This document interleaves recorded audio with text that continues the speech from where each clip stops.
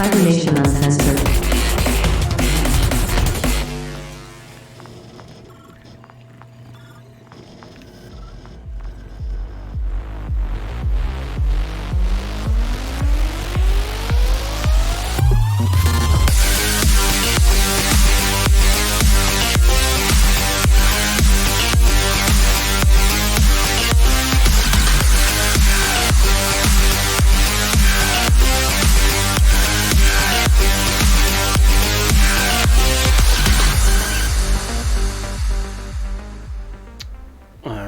We are live.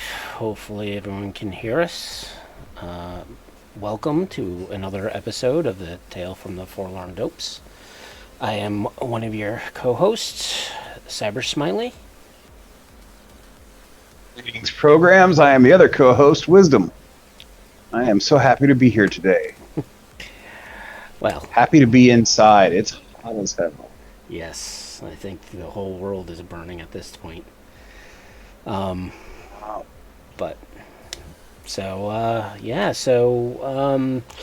think our roundtable on what's coming out and Cyberpunk news in general, I think is going to be short. I didn't find too much new stuff happening. Yeah, there's not a whole lot going on this last 2 weeks. Yeah, the only thing I was able to come to find out was that one of Gibson's novel series is being made into an Amazon TV series called The Peripheral. My wife read the book. I haven't yet, but I'm itching to put my greasy mitts on it and read it. It came out back in 2014. It is a trilogy, so the second one already came out. The third one is supposed to be coming out soon, so we'll see. Other things, so we're about almost halfway through Westworld on HBO.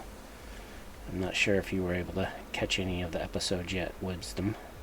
Man, I haven't been able to catch up on anything. I've had so much going on. It's crazy. Yeah.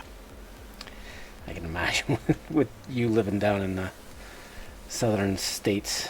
I'm sure it's been a fun time. Yeah, so it's a lot different than the previous season. And it has a lot of it's kind of like, I want to say, is it season 1 and 2? Not going to give full spoilers, but there is some time jumping that happens in the narrative. Makes sense. Like you're looking at the past and you're also seeing the present. It is very interesting so far. A little scary too. So there's that. In the Peripheral, our Talsorian did announce the Tales from the Red, which is supposed to be making a debut next month at Gen Con. However, I'm not going to be able to attend someday. In the future, I might go off there, but for now, I'm not going to be able to make it. Yeah. Speaking of Gen Con, the Ennies awards are open for voting. Whether you, anybody can vote, whether you're going to Gen Con or not, just go to the website and cast your vote for whatever games you like. Cyberpunk Red is up for several awards, or at least, is nominated. So, everybody go cast your vote.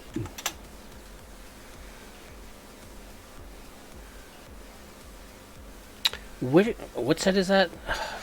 I used to go to that site. I know it's got its own site, Ennies, N-World, ENWORLD.com, or I think you can get there also from the Gen Con official site. I think they've got a link there. If our buddy Seth is nominated again. I do not know. I literally just got the notification today and have not actually been there myself. You know what? I can take a look. I'm actually taking a look right now. Any Cyberpunk stuff. Best cover art. Yeah. Dun, dun, dun. Photography. Maybe it's enworld.org. Yeah, nworld. Yeah, it's .org, not .com. And it's probably been like that for years. Yeah.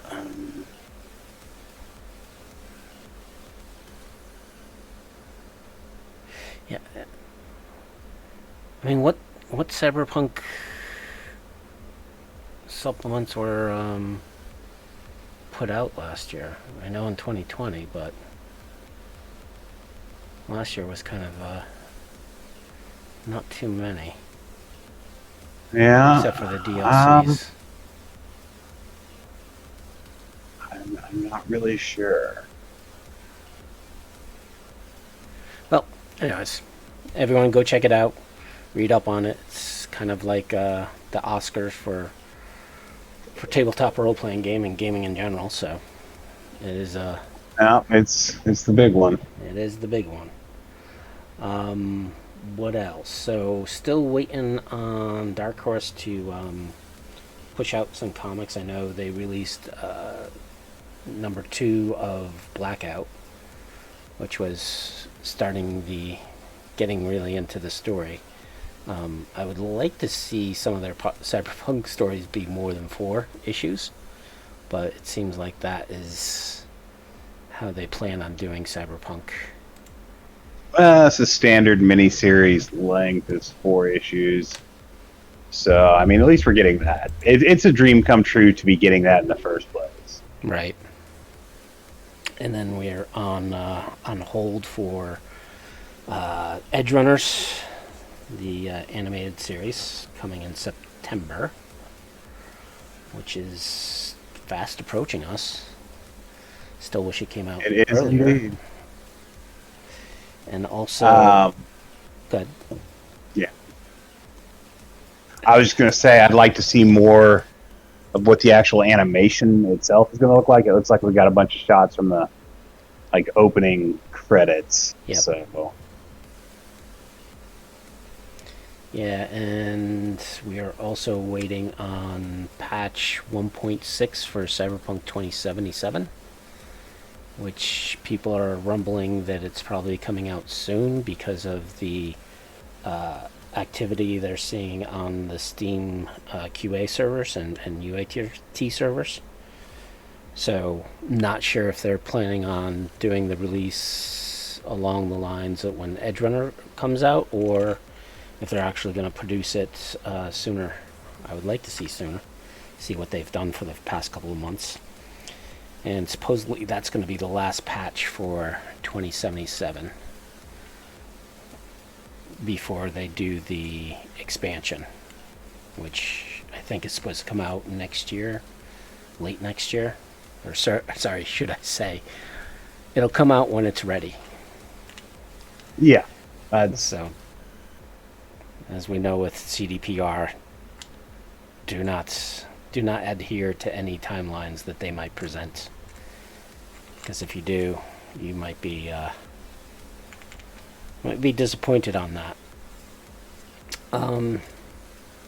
Yeah, and that's. I have to correct something. It's any-awards.com. That's where you want to go look at the Ennies. I'm not actually seeing the Cyberpunk stuff on here, so maybe, I don't know. And I'm not seeing anything for Seth either, which is disappointing. He should be up there, always. Didn't mean to interrupt. I just wanted to correct, and we gave the wrong address. Yeah, and again, I don't think that our Talsorian published anything specifically for Cyberpunk.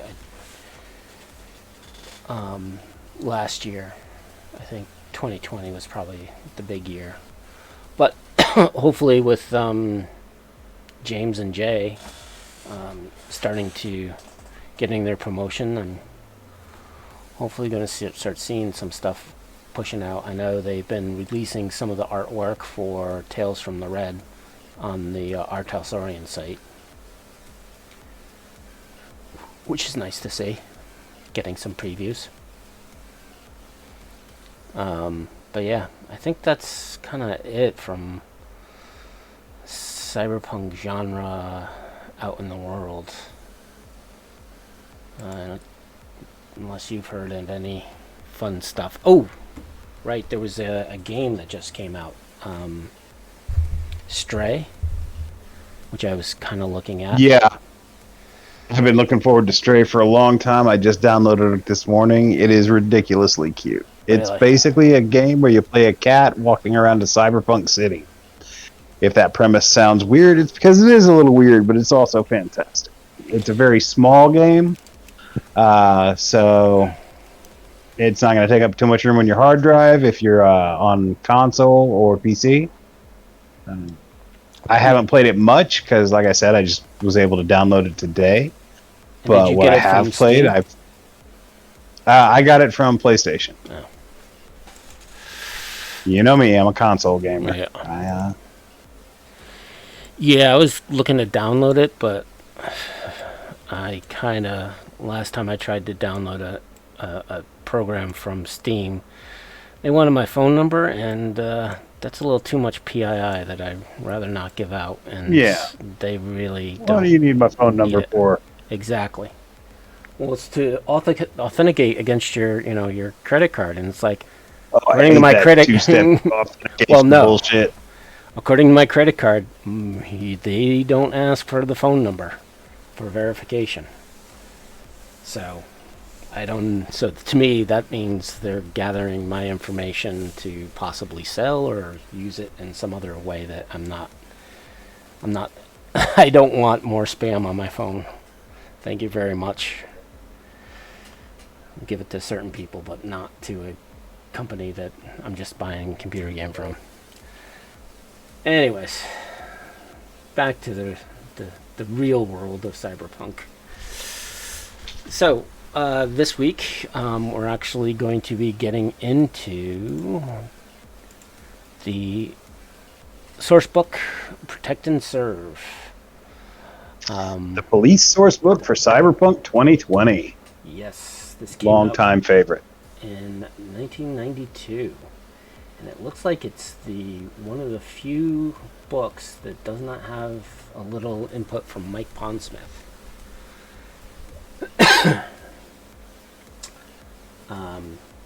It was written by Jeff Pass and Mike, I'm going to butcher this name, Bossier? That's how I pronounced it. Right. Bossier. But if he's American, it's going to be Bossier. Right. Just like my name is Bernier, but everybody just pronounces it Bernier, and I stopped fighting that when I was like 8. Yeah.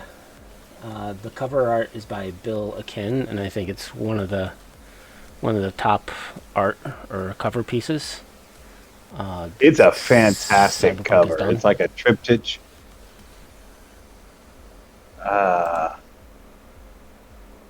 I mean, really, it's a necessary book. If you're going to have cops in your game at all, you have to have this book. Yeah, and I mean, Wisdom here, we're talking a little bit about it, and I just reread from front to cover, or from front to back, and just was amazed at like how much stuff they crammed into this thing. It is highly detailed, and it goes into detail on things you wouldn't think it would. Especially, I mean, it's not a very large source. Yeah, it's only 94, 95 pages. Yeah. Of content, with some record sheets in the back, or forms you can fill out. It's I love the forms. I made my characters use them. It made for a great. If you're running a cop game, it makes for a great like end of session recap or end of chapter recap. Um, it's awesome. And the autopsy forms, they're just great. We'll get to those later. yeah. They're so good. So the first is an introduction. It is kind of a fluff piece in which a hostage situation is taking place and how the cops are dealing with it. They are getting their asses kicked until, of course, Max Tech comes in and saves the day. And then off to another job that they have to do. I love intros like this where it just starts off with it's just pure flavor. And yeah, I've reread this intro so many times, it almost hurts. And they kind of continue the story in little blurbs all throughout the book. It's I cannot express enough how much I love a little bit of fiction to get you the actual feel of, you know, the world they're trying to create or the mood they're trying to create with an individual source book like this. And this puts you right in the mind of, you know, a cop in Night City. Yep. And the brutality that the city has come.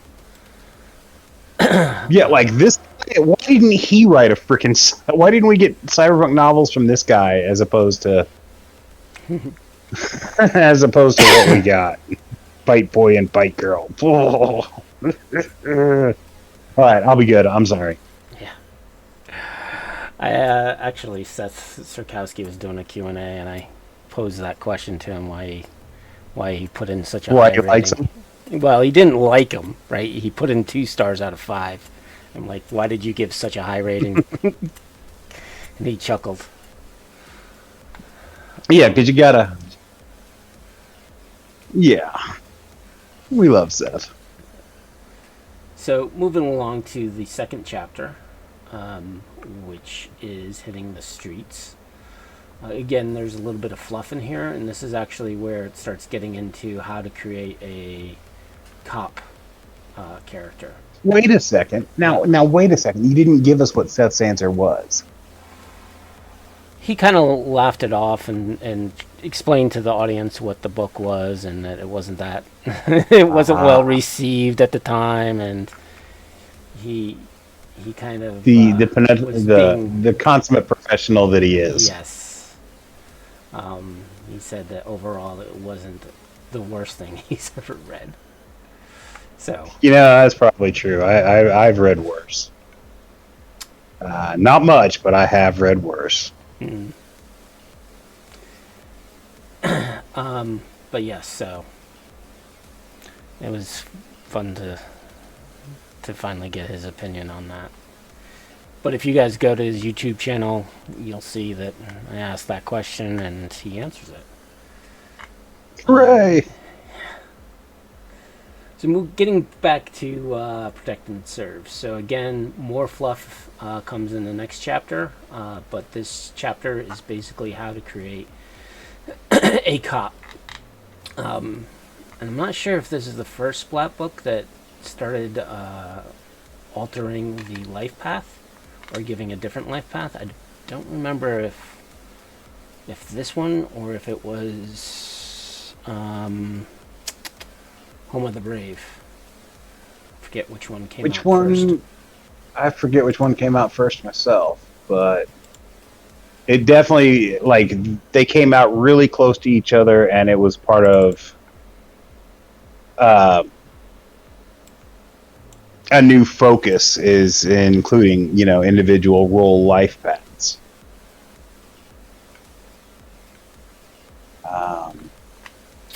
Yep, this actually came out first. But yeah, that's, I think, and again, I think this is the first time it's really did it. And it also added specific game rules that affect cops, like black marks, commissions, and what was the other one? not citation, commendations.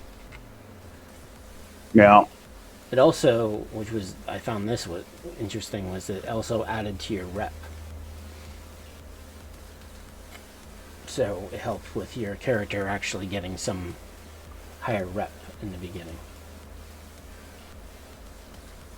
Like I said, the whole book really fleshes out areas where you wouldn't normally think, and like the black marks and commendations and the rep. Those are really interesting mechanic, and it's one of the first times where they actually try to deal with what reputation actually means as it pertains to the game. Yep. And also rank, right? Because rank is basically your title, which I've always had difficulty with, because I've always had too many players who increase their increase their special ability very quickly, and Yeah. the game always seems like your special ability is also on your position and kind of the title, rank, position that you would have within an organization, not the actual ability that you have. This is one of those special abilities that's really authority is a special ability that's really abstracted. There are several of them in the Cyberpunk 2020 rules that of the core rules that they're really abstract in how you're supposed to apply them. There's authority, there's charismatic leadership, even resources. I mean, these are all special abilities that require you to be employed for them to have any effect whatsoever, which is really not great, since you can become unemployed during character creation. So yeah, that means you'd be starting over from scratch. I don't know how that's supposed to affect what's written on your character sheet, but also there's no real rules for how it's applied. Like, they give suggestions, but there's no hard, fast codification for, authority does this. It's one of the reasons I created Interlock Unlimited and turned all the roles, special abilities, into a system that just gives bonuses to skills, so you don't lose them if you become unemployed. It just does other stuff. Right. And I think that whole concept of actually explaining special abilities really came out with, Wildside and the Fixer, and what you can do with a special ability and how it works. Yeah, I mean, they threw down some crazy detailed rules for that and expanded the role tremendously. That's one of the very few complaints I've got about this book, is they really could have gone much more detailed into what authority means and how to apply it. Because I mean, just the description just seems like it just is a bonus to your intimidation. Yeah, which, I mean, I think it sells it that's short. kind of what it does with Interlock Unlimited, is a little bit of a bonus to intimidation, but it's much more codified. It's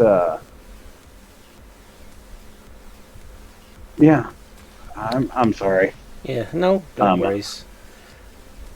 There was a article in Interface, and I forget the issue. It might have been 4, Volume 1, Number 4, or one of the 2 in Volume 2, where they talked about what they called dual roles. So you would have one role that kind of was your career, right? So you would have one role that was either authority, nomad, corporate, and I think they came up with a new role called street.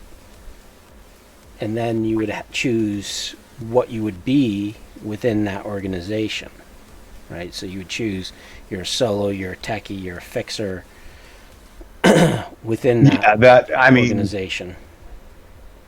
Again, that was one of the inspirations for what would eventually become Interlock Unlimited.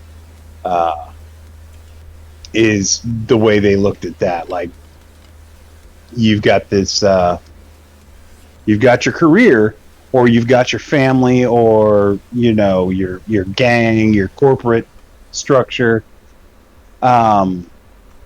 which provides its own thing. But at the same time, not everybody in a corporation is going to be a corporate. Not everybody in the police force is going to just be a beat cop. And a detective is going to work far differently than, your average on the street patrol officer.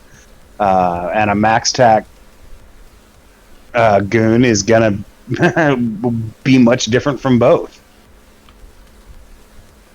Right. That's why with Interlock Unlimited, and I'm going to keep talking about Interlock Unlimited because that's what I do. The special ability adds to for a regular cop. The special ability adds to intimidate and interrogation, but you've also got like the detective, which adds to awareness, notice, and interview. Yeah. Yeah, that's the other thing that I think they could have done is classified, or similar to what the Fixer or Wildside did, was get the subclasses of the different types of police officers that for human perception, not interview. Sorry, yeah. But yeah, I agree with you completely. But this section also, after you do the life path, it actually gets into what does it mean to be a cop, and specifically off of your authority, which is going to be a little governing your rank. But your rank is also governed by how many years you've been in the service, how many commendations you have, if you have any black marks, and that's kind of that's the weird. How do you justify? For example, authority 10, and he's only, a lieutenant because he only has 1 year. Because if you don't go by raw and you allow your characters to have, put in as many points as they want into anything, then you could possibly have high skill levels, or the players are always going to concentrate their IP into increasing their special ability. Just because they want to have more cash, Yeah. It's weird. There's such a disconnect for me because it's been so long since I ran, rules as written, where I did allow players to just give themselves 10 in a special ability. Like, we're talking like the first couple of years back in the 90s when I was running this, since I've allowed that. Since then, it's pretty much been you start at 5. That's as high as your special ability can be. And then, of course, again, with IU, you just get 5 points to start out to your special abilities, and you can, divvy those up as much as you want between the multiple special abilities you're choosing. But yeah, never more than 5 unless it's a very specific campaign geared towards higher levels. And even then, I tend to limit it to 5 just because, there needs to be room to grow. What's the point if there's not room to grow in your profession? Yep. And then, and so once you get through the ranks and the life path, they actually get into some suggestions on how to play a cop, right? And gives you advice, little tips and tricks. As a cop, these are the things you'd want to do while role-playing it. Then they get into the terminology. Some of them I don't know. The terminology always, in any of the books always comes off as kind of goofy to me. Like some of it is really useful, and some of it we actually like adopted into our vernacular. My groups and I, we just pop up in random conversation. But others, they're either ridiculously obvious shit that everybody uses anyway, Right. or they're just kind of weird, like nobody would ever say that. But then again, there's slang being used today that I'm just all like, why? Why does this exist? Yeah. And then, of course, the favorite cop sayings, which is, of course, drop it, spread 'em, freeze. Look 'em, Dano! Yeah. So that's basically first chapter is how to make a cop. The second chapter, we start getting into actual operations and how to play the cop and how the police system actually works. This is where the detail really starts kicking in. It gets into the different departments, the difference between division level, precinct level, how the organization actually works, right? So each precinct will also have a division, and divisions have their own kind of dotted lines. So a cop can have multiple bosses, kind of in real life. Yeah. And I mean, there's lots of people a cop has to report to. Lots of people breathing down his neck every time he turns in any paperwork or makes an arrest. I do have to say, on page 19 is my favorite piece of art in the book, where the two cops, they look like detectives, are busting like the Yakuza dude. Yep. I love this piece of art. I do too. And if you look in the background in the graffiti, you'll actually see my inspiration for my name. Oh, look at that. Yeah, the smiley face. With the half side. Yeah, look at that. Yeah. A little bit of trivia. Exactly. I mean, the origins of Cybersmily coming through. Yep. Yeah, and this, I like how they get into a lot of the detail, like even to the point where how long does it take to fill out a report? So you can actually have, like, okay, your character's going to be busy for the next 6 hours. I like, that they throw out the cop communication codes, like Code 11 and all that. It's useful. It's not necessarily the same as in real life, but those also change department by department, or at least state by state. But yeah, it just adds to that detail that is so very important if you're running a cop campaign.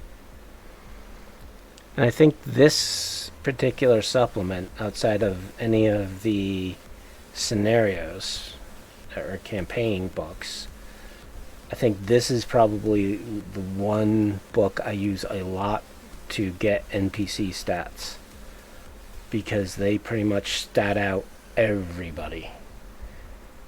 Whether it's a beat cop, the detectives, C-SWAT, medics, lawyers,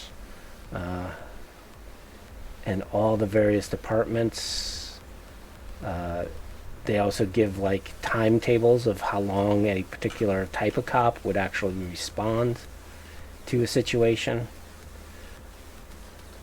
Seems like most of them are not going to get there very quickly, but yeah, none of that 30-second bullshit.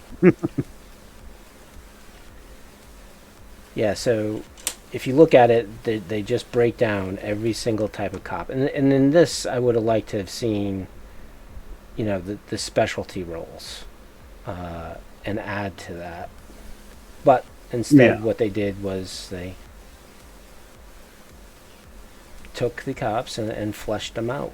I'm sure if you read through these lists, you could probably come up with a skill set for each role. I mean, I always look at that stuff as, suggestions for where you might want to take your character anyway. Yeah. Uh, I mean, I like. They even include like airborne patrol, which is something a lot of police department type source books like this would not think to include, like the helicopter pilots and the AV pilots and all that. I kind of expanded on this with my one of my first source books, the NCPD source book for Datafortress2020. I kind of went in a little bit different direction, and maybe I was a little bit harsh in my younger criticisms that in my old age I appreciate more and more. But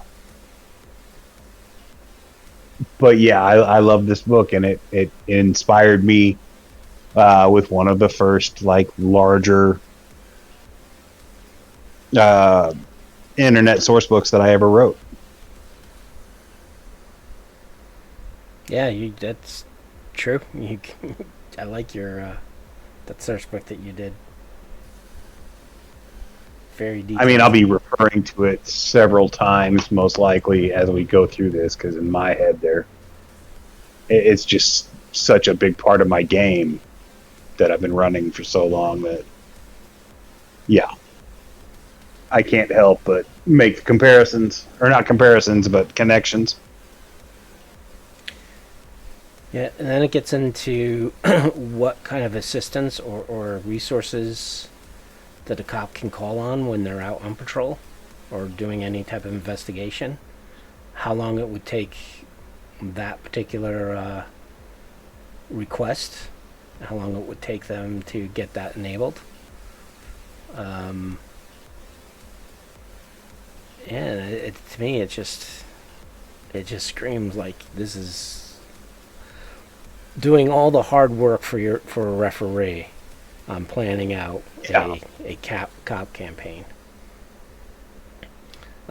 It definitely does give the referee that assistance in having, like, I mean, it came out in the 90s when you didn't have the internet to look up things like response times or, you know, how long any given task would take. So seeing this in a source book is still useful to this day because, yeah, you're not always going to have access to the internet. I say that, but you kind of always do. But it's still, you don't want to have to look up everything when it's just right there. Yep. And then comes the equipment, which is another major section with a lot of stuff in here. From the weapons that cops would be carrying around, to the types of armor, to the vehicles they would be driving, to the investigation equipment and scanners. Skipping ahead. Not too much. Not too much, but I like the section on confidential informants from the last chapter. They give you rules, and it's kind of like a miniature version of what would become the Wild Side Fixer's contact rules. It's just a miniature version of that. Yeah, because you start off with 2 informants, and then if there's any life path, you get more.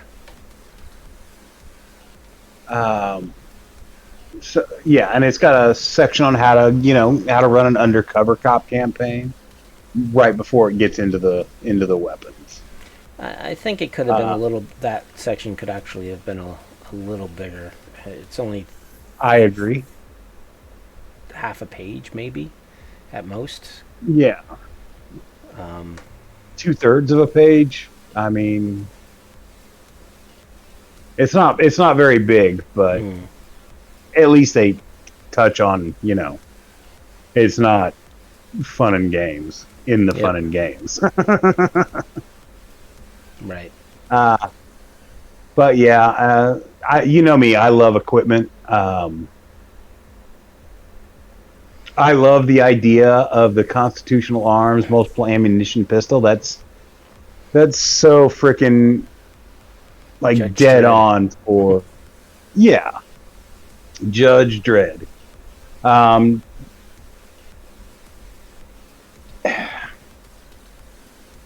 in my game, constitutional arms, this is the kind of stuff they specialize in. Is very specifically like police type weapon. To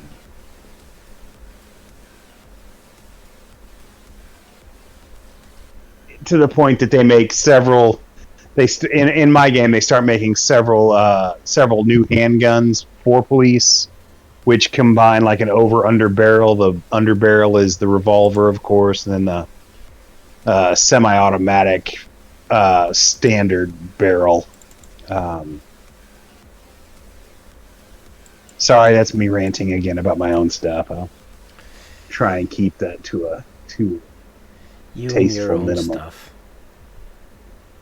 Well, yeah. I mean, that's kind of what I do. Some of the gear in here just seems a little silly to me, but then again, I throw out some silly stuff myself. Well, I think every campaign or every game of Cyberpunk, it's all about the gear and acquiring skills, but mostly it's about the gear. The more gear a character has, the happier they are. But I think they tried to cover like all aspects of what any individual police would have. Whether it's forensic having scanners or the beat cop and what he's equipped with. So I think they tried to cover all the different divisions within the precincts. They do. I dig the nightstick variations. Like,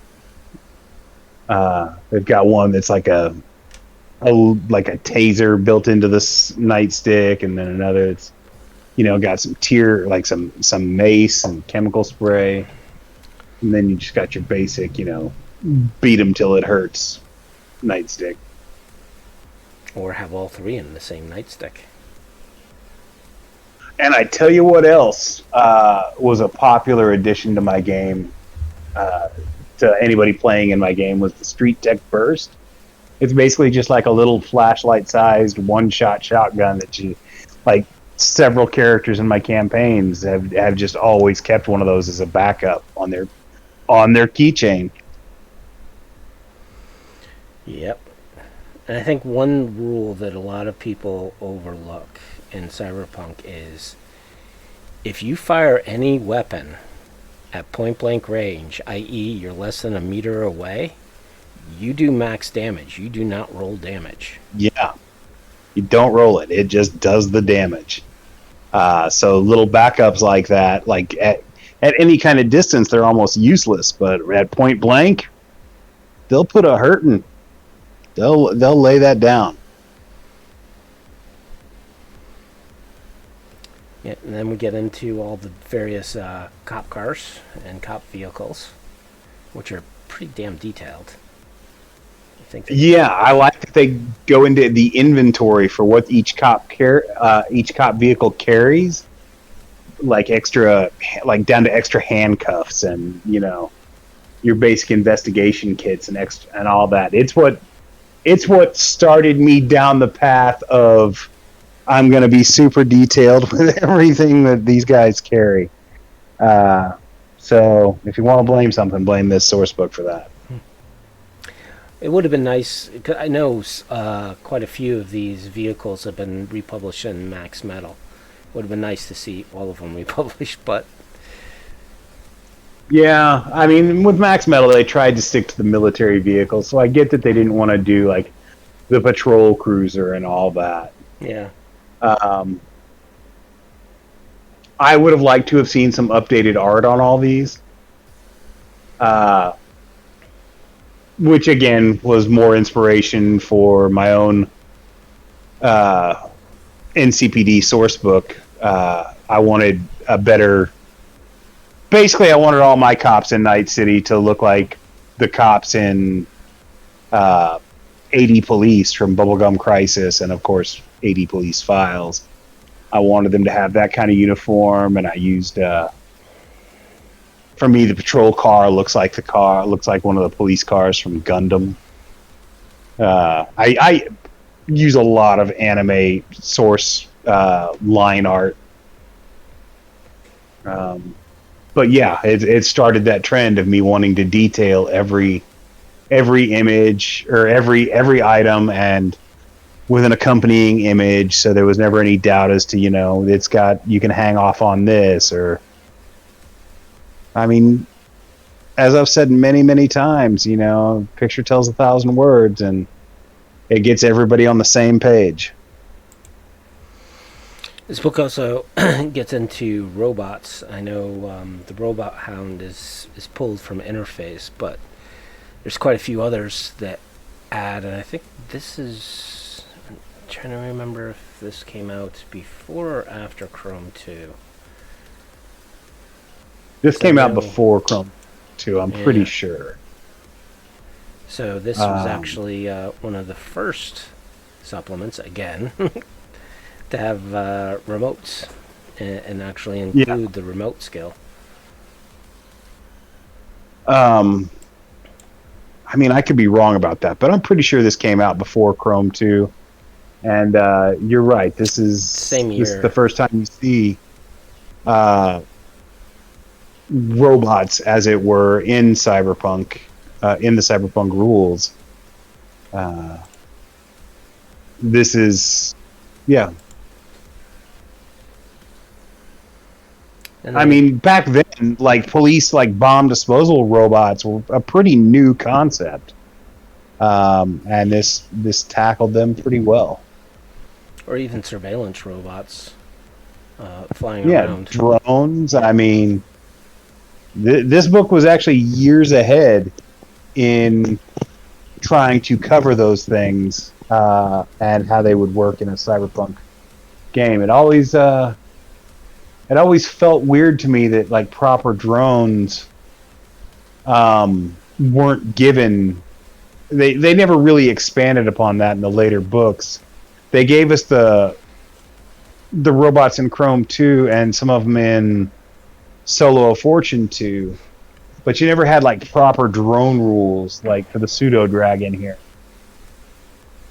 which they of course call an aerial surveillance unit because nobody was using the term drones back then. But yeah, nobody would have thought that it would become what it has become. Exactly, and they really didn't conquer the smaller drones. I know they implemented the WAD rules in Chrome 3, maybe Chrome 2, which was basically converting any of your ACPAs into a robot. Autonomous units, yeah, or remote controlled units, either one. So again, that's almost 10 years later from this. I mean, I've used that to great effect in my games for like construction sites and autonomous security and things of that nature. I mean, there's really, even if you're not playing a cop or running a cop campaign, there's stuff in this book that you're going to find useful. And then the next chapter, so the previous chapter was kind of geared towards law enforcement within the city. The next chapter gets into law enforcement throughout a nation or state. I know that LDIV organization, so law enforcement division and that's the one thing that I think it would have helped is if they kind of talked a little more about how NorCal, SoCal, and all the free states organize themselves versus the United States, right? Whereas the United States kind of abolished all the intelligence agencies and wrapped them all up into one big organization. Into the CIA, yeah. So, and it's kind of confusing how that all works. They try to make sense of it in this book, but they kind of expect you to have a working knowledge of it coming into it. So maybe Home of the Brave did come out first. Now, Home of the Brave came out in '93. Oh, well. There you go. That would make this book fairly confusing because, like I said, it kind of treats this stuff like the Ladiv is like a part of the CIA, which has been restructured from the FBI and and like the FBI, the NSA, and CIA, the DEA just kind of got folded all in, which they talk about briefly in the 2020 source book, but they don't go into detail that would become apparent until Home of the Brave. So it gets kind of confusing reading about it in this book. Again, it's like the prototype for what would become Home of the Brave. But yeah, I remember reading that, and I dug the idea of Ladiv. Basically, it's like the American, because of the free states and all that, it becomes like the American Interpol. Yep. And again, the beginning of this section breaks down Ladiv into the different departments or administrations. Kind of gives a brief description of what each one's goal is in the organization. Yeah. Doesn't have too many stats for any of those individuals. One section, again, once they get out of the Ladivs, then they talk about highway, which I know is something you really like. I love highway. Yeah, it's basically your Mad Max Highway Patrol, and it operates freely through, free states and standard union. They could have gone into a little bit more detail with, because highway is so underfunded. I would have liked to have seen more detail into, what they're issued, which is why, of course, with the NCPD sourcebook, I go into that detail. And then they add the fun state executioner's office, which is kind of interesting. It's interesting. It's them trying to put Judge Dredd in the game. And that's exactly what it comes across, except there's only ever one state executioner. It's a weird bit of fluff that doesn't really fit thematically with the rest of the book in my eyes. It's one of those things that I don't even try to fit that into my game, to be honest. I see it more like how MI6 with the double O's, right? I don't think there should just be one, because that person would be pretty busy, especially in the day and age of Cyberpunk 2020. I'm sure there's a lot of kill orders out there for various criminals.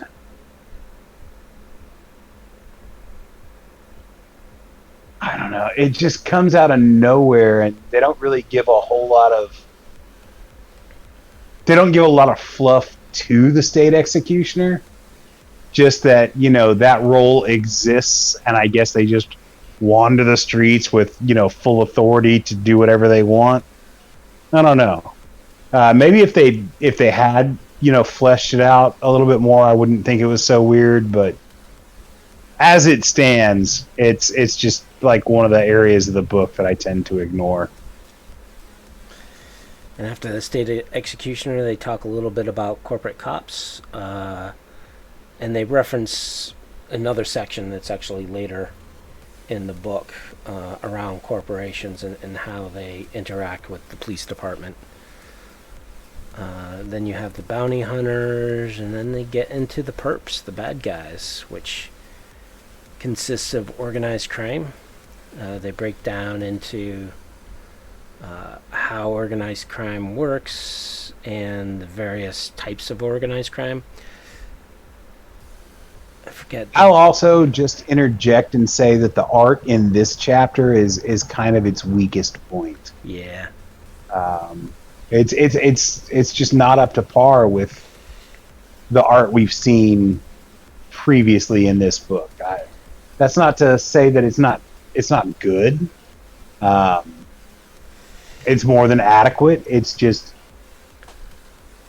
I don't know. All the guns look like laser pistols of sci-fi. Yeah, exactly. Like they're really poorly detailed. Um, the anatomy is kind of weird on some of these people. It's just not up to par. Like it's perfectly adequate. It works. It does the job it's supposed to. It just it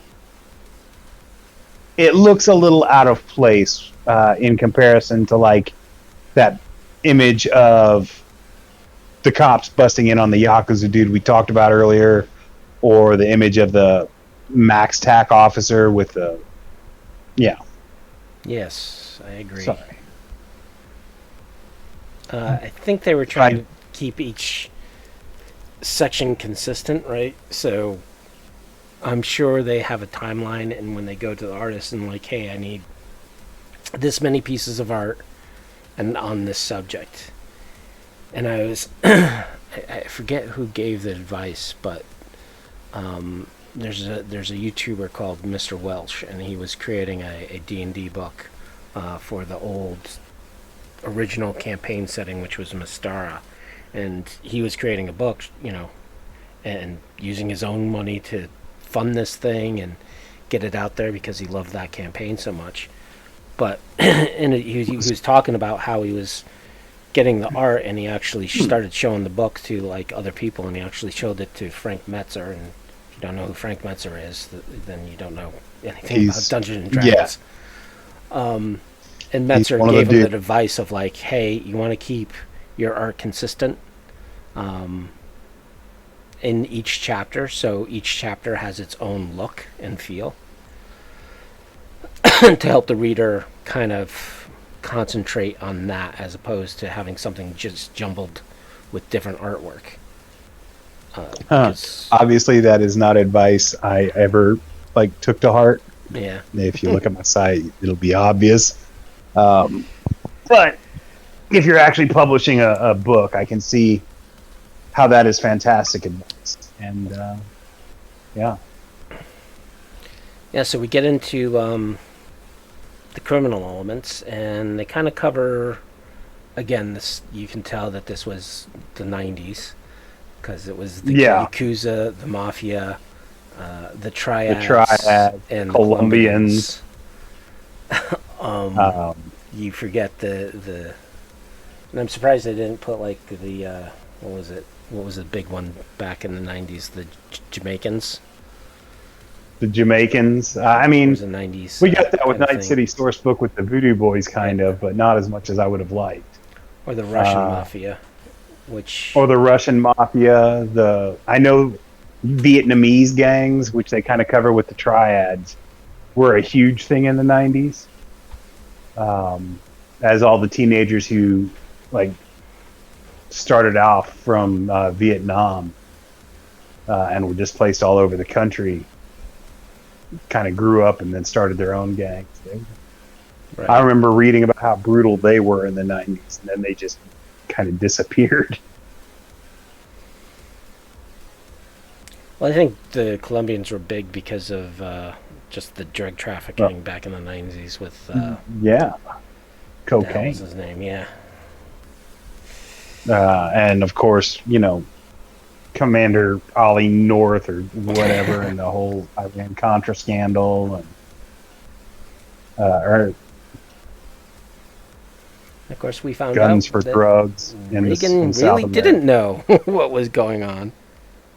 Yeah, he didn't know what was going on at all anywhere. Right. So here they also get into the corporations. And kind of what the corporation, what laws they can kind of break, and how they kind of suffer. And I like this because it really gets into something that was talked about in previous books, and that was the corporate immunity. And what does that mean? So it kind of gets into that level of detail of this is how corporations operate in the city with the law. So even though corporations might be killing people, they are not going to be brought in front of the judge because they are their own nations. Yeah, it is. It is an interesting extrapolation into the future as to just how much corporate control things are going to have. And in the 90s, it seemed so far fetched. But then again, who could have imagined that we'd live to see a day where corporations are considered people,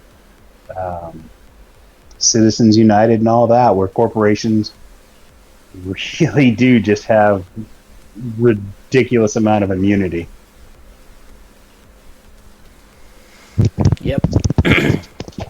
But you also see, and I forget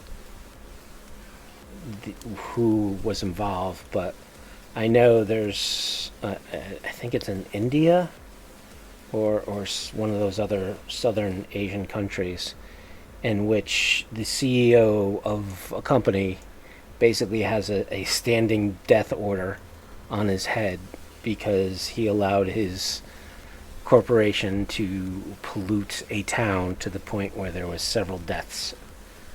I mean, like almost triple-digit deaths. Yeah. I remember the article. I remember the story you're talking about. I want to say, that was either India or Pakistan, and I want to say it was it Dole or Monsanto? It was one of them. It was one of the big agricultural companies. So that is a great story if you ever look into it of corporate overreach and how corporations would really work to another level within Cyberpunk. Yeah, just the absolute power they can wield, especially when they can bribe or intimidate the government into complete submission.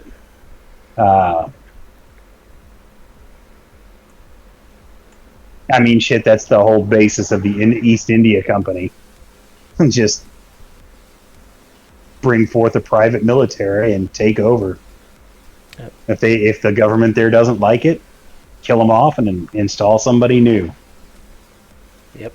And the corporate section also ends with 2 write-ups of 2 different types of corporate solo, like a corporate solo hitter and a corporate ninja. And they kind of stat those out.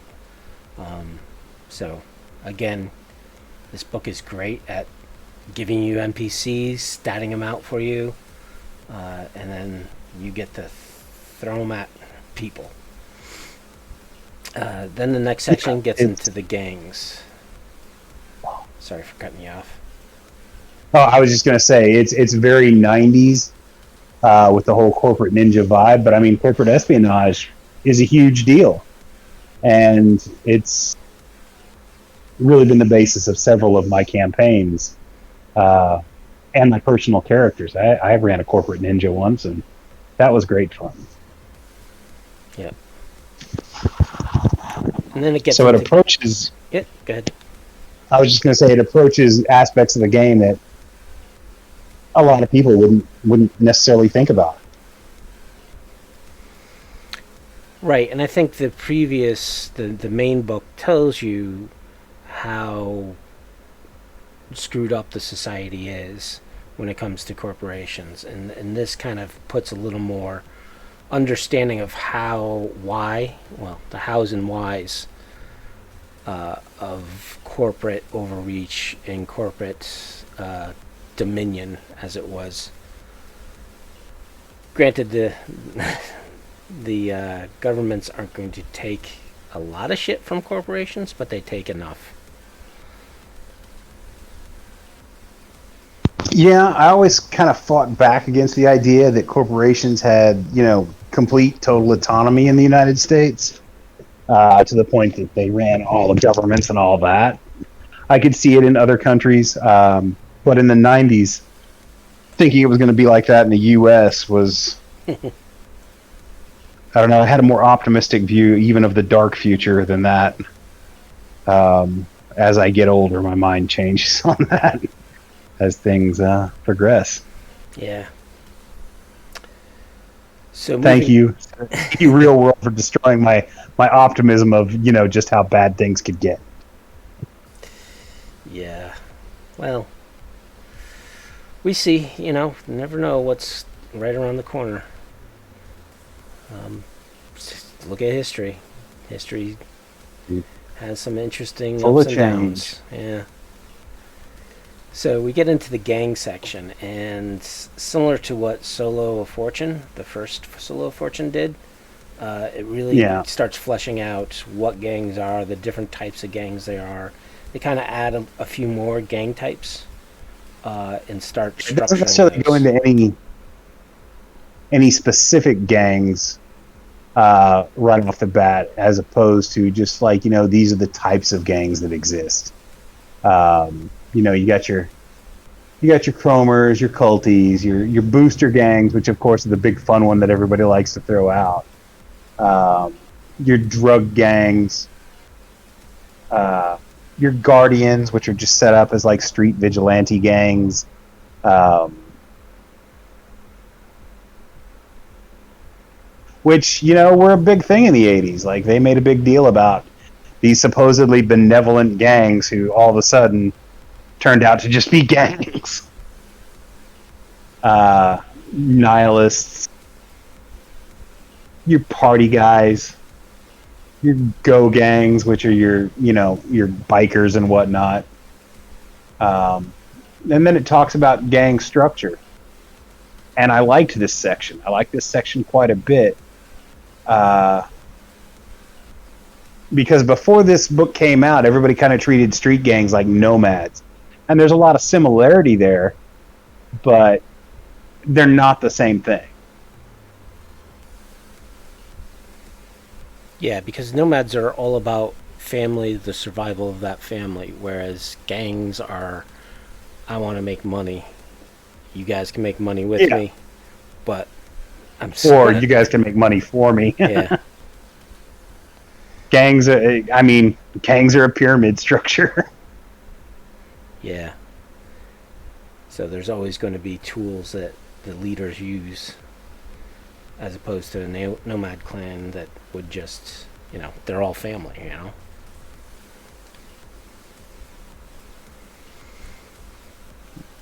So now we're into the next chapter, chapter 4, called You're Busted.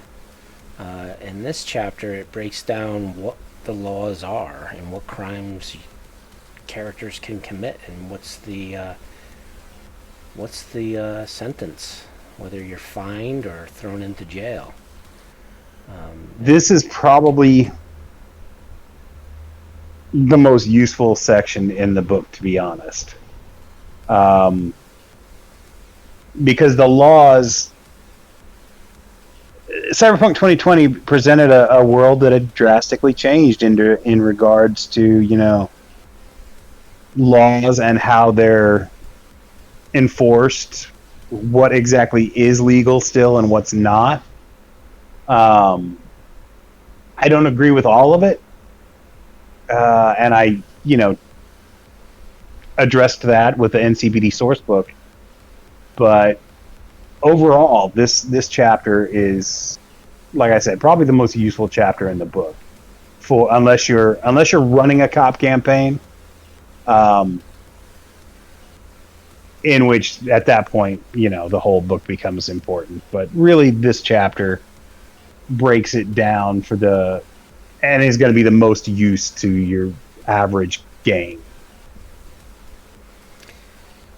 Yeah, and as a referee, you got to, and that's the one problem I've always had with Cyberpunk, is that oftentimes your characters are committing quite a few and breaking quite a few of these laws. Um, just because some players are trigger happy, and some of these sentences are pretty harsh. Yeah. Um, again, you're going to want to adjust to taste as a GM. But yeah, the sentences are harsh. Some of the laws get kind of goofy. I get where they're going with it. Like the weapon laws are kind of disjointed. But it creates a great overall guideline for how to rein in some of the craziness, and as a GM you can always throw out that's a crime, don't get caught. And if a player, like in my game, go ahead. And if a player is leaving the group, right? He has real life commitments that he's going to be gone for a while, and you can always have the police pick him up for a specific crime. Exactly. Like he's literally going away for a while. The one thing I do like about this section is in page 67, the flow chart they give about how you get arrested, trial, sentencing, and all of that, which kind of maps out how the system works. Yeah, because I mean they had the big lawyer purge, so that again is a really disjointed from book to book. How the legal system actually works in regards to what's trial look like, and all that. So it's nice of them to throw down this is how it works in this 2020 universe where they've had these great massive upheavals to society and the law in general.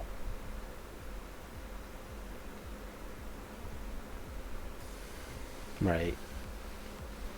Yeah, so this chapter continues on, and as I said, they have a flow chart of you get arrested, what are the hearings, what's the trial going to be. It actually gives some rules on how to work on a trial with some game mechanics, on whether or not you get sentenced or not, how long things take, and then it gets to the point of incarceration, and then talks about the different types of incarcerations there are,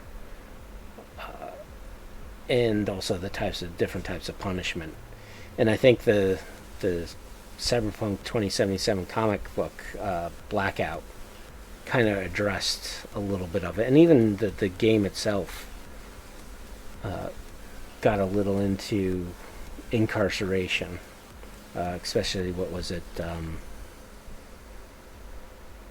I forgot that quest line.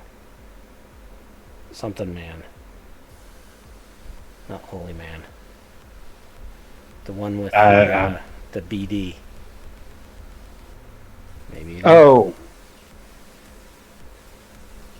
Now you're gonna hurt my brain. Yeah. But that quest was... I know what you're talking about, but I don't remember what the title of it was. On justice system within the near future. I like that they give a little table with, modifiers for your defense attorney and the strength of the prosecution and all that. And the judge. I think that's a nice little touch. It is. Because it allows your players to, okay, we're going to let the dice determine whether or not you're found guilty. The AI judges, kind of goofy. Again, the art in this chapter is not the greatest. In particular, the picture on page 69, where the dude is standing before the 3 holographic projections of judges, and it comes across like the beginning of Superman, where they sentence Zod to the Phantom Zone. Well, the person might get thrown into brain dance. I mean, the whole incarceration section, where they very specifically talk about using brain dance on long-term prisoners, or as a rehabilitation tool, or just straight up punishment. Like, we're gonna lock you away and make you watch Brady Bunch reruns for the entire sentence. Like, oh my God, that's hell. Yeah, I don't know if this supplement came out. So there was also, speaking of Interface magazine, there's actually an article in Interface. They kind of got into, what were they called? The penal Inmate Corps. Yes. I freaking love that. That's one of my favorite issues of Interface as far as content goes. They're kind of like the whole thing comes across. It's obvious that their inspirations are both Aliens and Predator, to the point that, like, it's very specifically based on that. In addition to a little bit of Blade Runner. Yep. But really, the biggest inspiration for the Penal Inmate Corps is DC Comics' Suicide Squad, where, you've got this group of dudes who are trying to work off their sentences. Yeah, I would have liked, and again, I don't know whether or not that issue came out before or after when they were writing this supplement, but it would have been a nice ad here. Yeah. Because it definitely would give a little more flavor to sentencing, right? So if your characters did get captured, well, they don't have to rot in jail. They can sign up for the for the penal code and start doing additional adventures.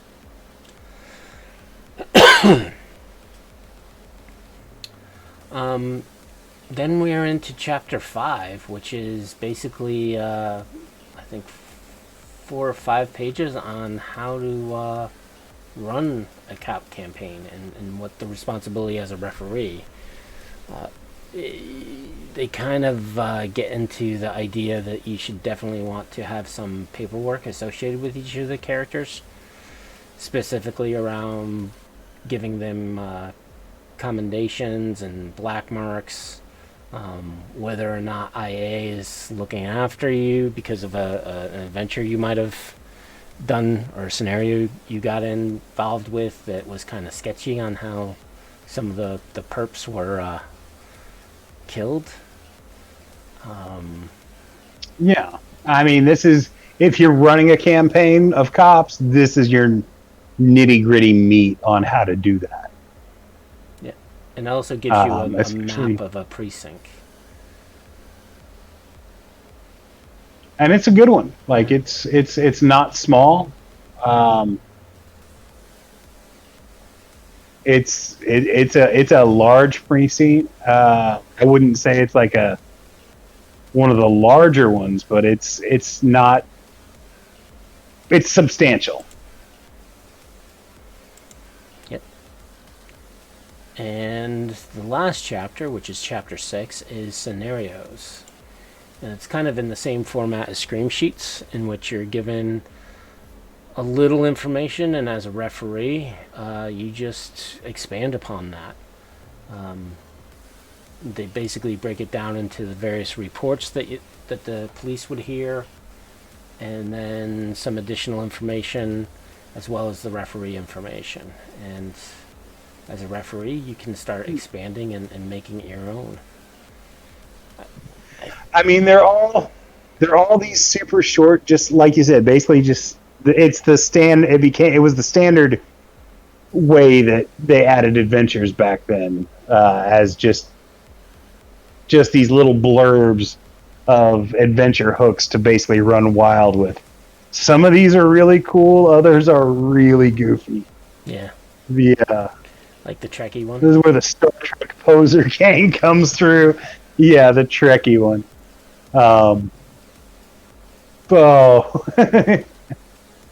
You got your werewolves, you got all sorts of goofiness. You got your Toxic Avengers. I mean... There's about 28 of these, so you'll definitely keep you busy as a GM. If you're not into creating your own scenarios, this is definitely a place in which you will get some inspiration. And some of them, like I talked about the goofy ones, but some of them are actually pretty damn good.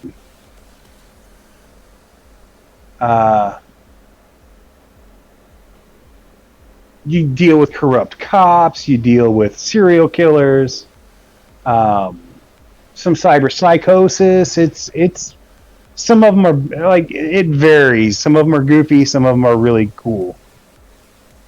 Yeah, And depending on the type of game you run, even the goofy ones are really cool. yeah, and they also get into, I guess, similar to what Cops was, right? And the media just kind of gets involved and follows you around.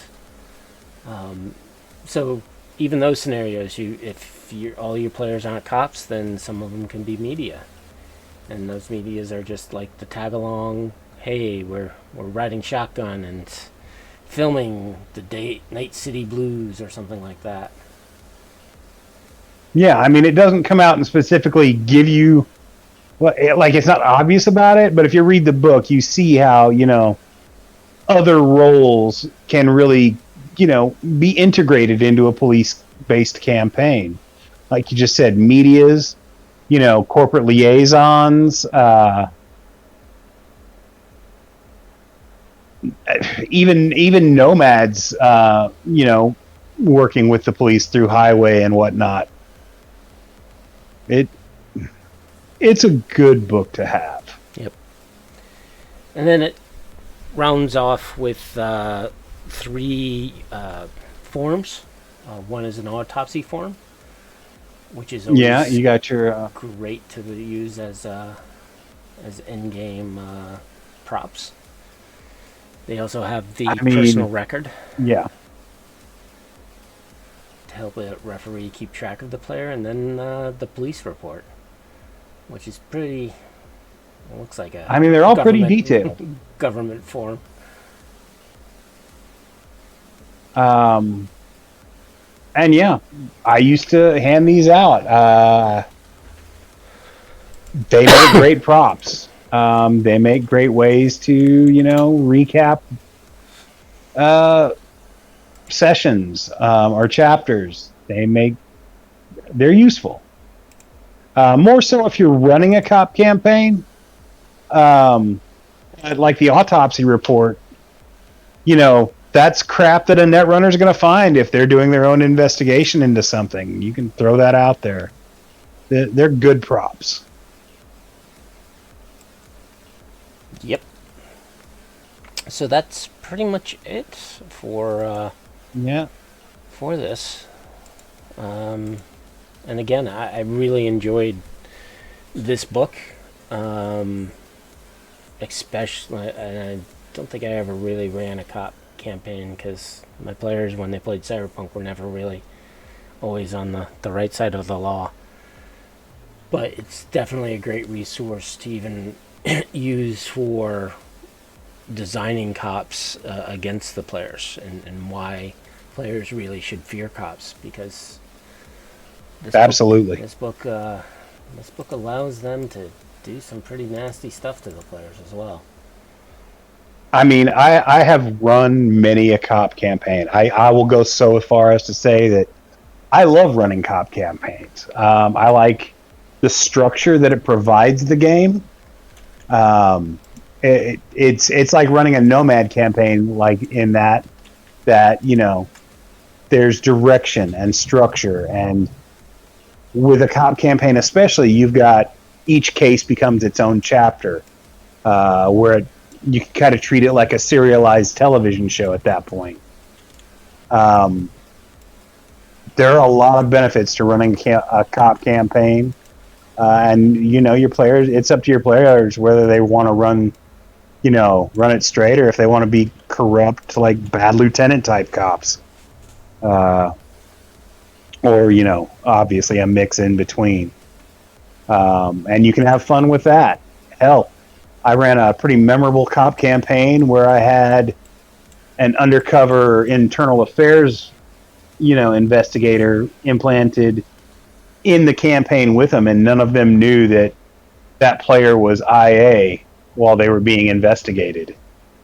That had a pretty memorable end.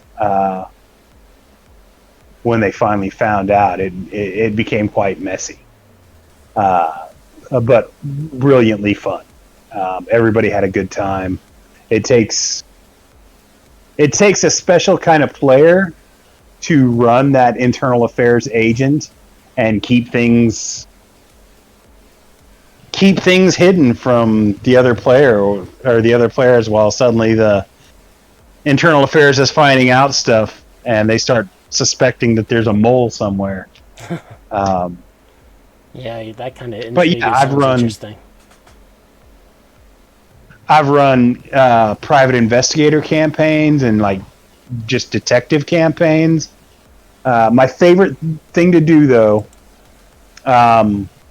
in my game, the severe, like Max Tac not only handles your straight up,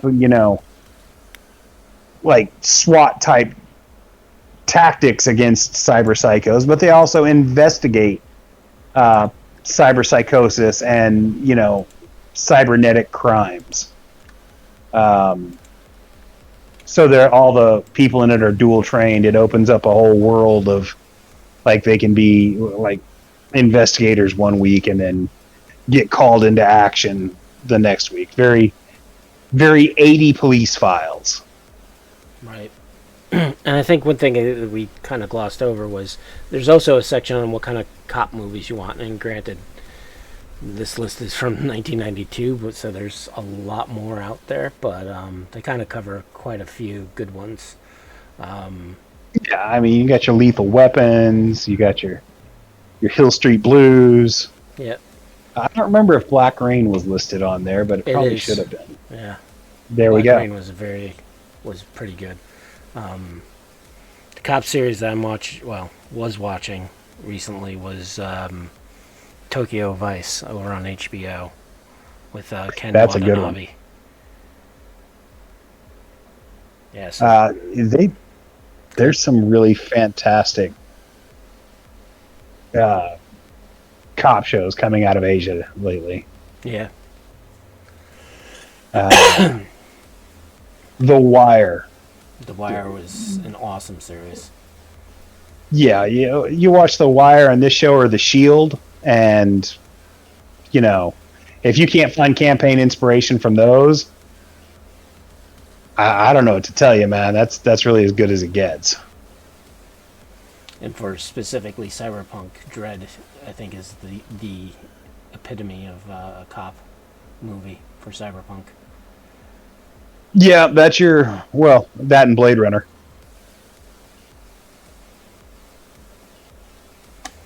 Right, so that kind of wraps it up for this book review. The next book review, we're actually going to cover two, and those are the Solo of Fortunes, which will be in the second Wednesday of next month. Our next episode, we still haven't figured out exactly what that's going to be.